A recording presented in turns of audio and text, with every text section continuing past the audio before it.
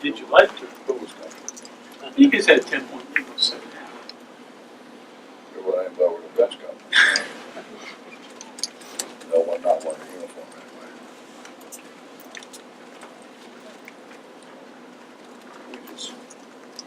We continue to shoot ourselves in the foot by turning the ball over. You know, we work like crazy to create turnovers. So we can turn around and give it right back to them. I mean, I've been doing this a long time. I've seen a lot of basketball. I've been in the gym since I was old enough to remember with my dad. I've never seen guards go down the floor and forget to take the ball with them. We've done that the last 3 games. I don't know how that happens. We just don't finish, you know. It's hard when you can't shoot free throws. You stand there with them and they make 20 in a row. Think nothing's fixed and then they go out and do the same thing.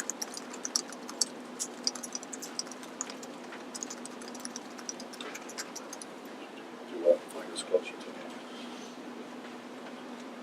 Can you talk a little bit about Devin Williams' mentality right now, his mental state?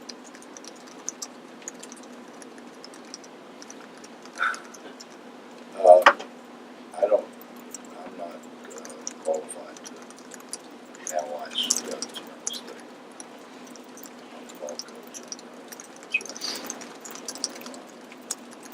I think from a basketball standpoint, I think Devin is just he's rushing things. He's hurrying things, trying to make things happen right there. Devin's a great kid. He wants to be really good. He wants the team to be good. He wants to help. When you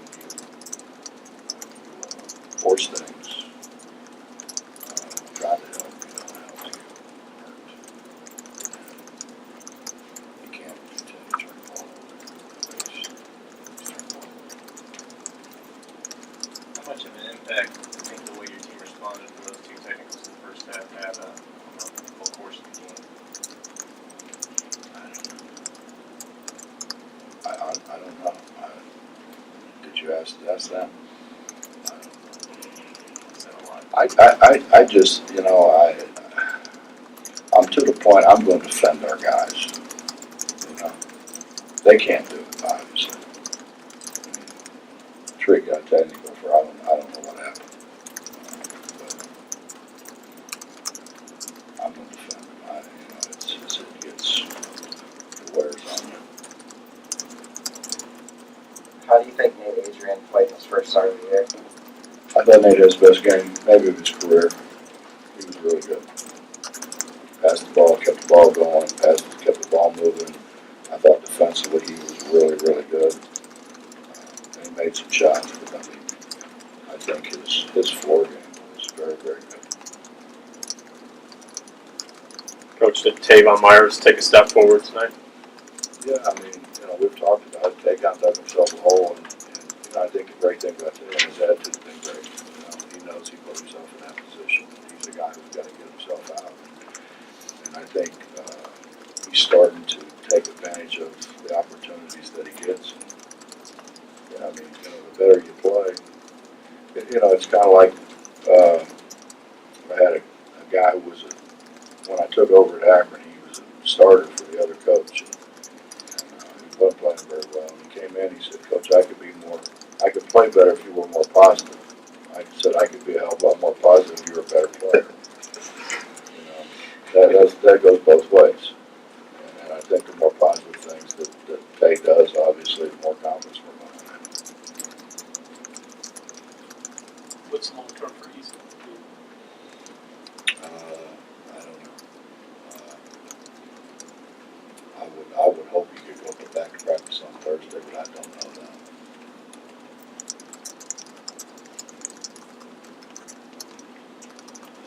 Bob, is it fair to say that your reserve players are so used to seeing guys come off the bench and produce that they almost kind of expect it, whether it is Nate or Tavon or Elijah, that they're kind of expected to do it?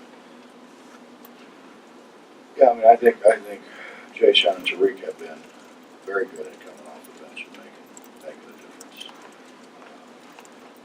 Nate's been good, but I thought Nate as a starter today was very good, and he gives us that size that Issa gives us on the perimeter.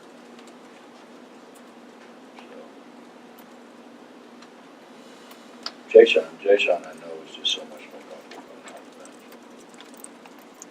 Holmes play along the baseline and able to get it in there to him.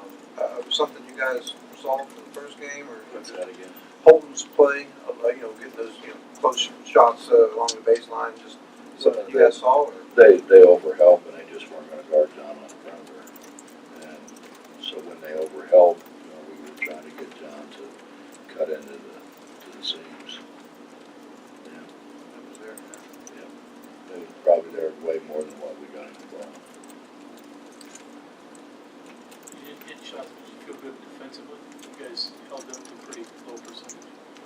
We're getting better. We're getting better in half court. I thought we were,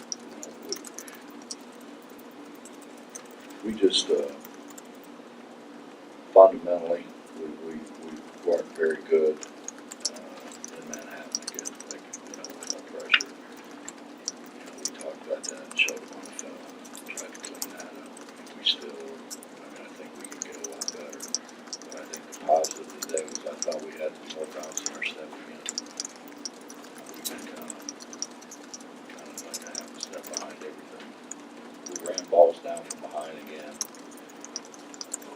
We made plays from behind that we haven't been making. Just I thought our effort, but just that we had that bounce that is kind of critical for the way we play. Are there specific things that you try to do to combat people throwing the ball over the press, or is that kind of okay because of what you're talking about, chasing from behind? You still feel like you can speed them up and get them out of rhythm, even if they do that? Well, you don't want to give numbers, and I think what happened before. Well, I know what happened before when they step through a trap, and if they step through it and the guy can bounce it, now all of a sudden you're looking at 5-on-3. Now, if he passes it, splits it, and passes it, you're still looking at 4-on-3. That's bad numbers. Those, we have. It's a numbers game. That's why you screen. That's why you ball screen. To create numbers. And we were allowing them to create numbers because of our lack of fundamentals. Our fundamentals just weren't very good. We didn't close traps. I thought we did a better job today. And once they get out of the trap, you've got to be able to slow the ball down. You can't let the ball get advance. I thought we did a better job of attacking the ball and slowing the ball down, which enables us then to get that line of the ball in. So it was a lot better effort.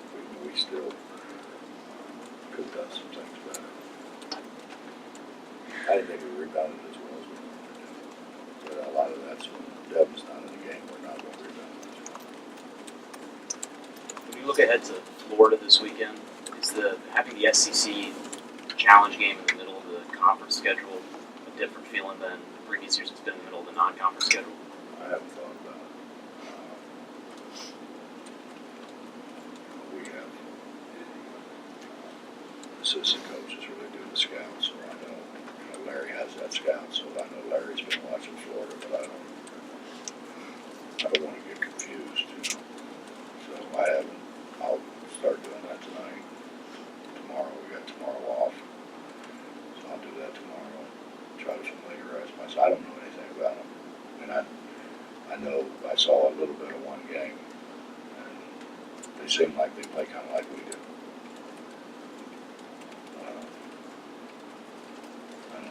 I can't answer that because I don't know anything about them. I can't tell you the name of one guy on their team. I know the assistant coach stuff.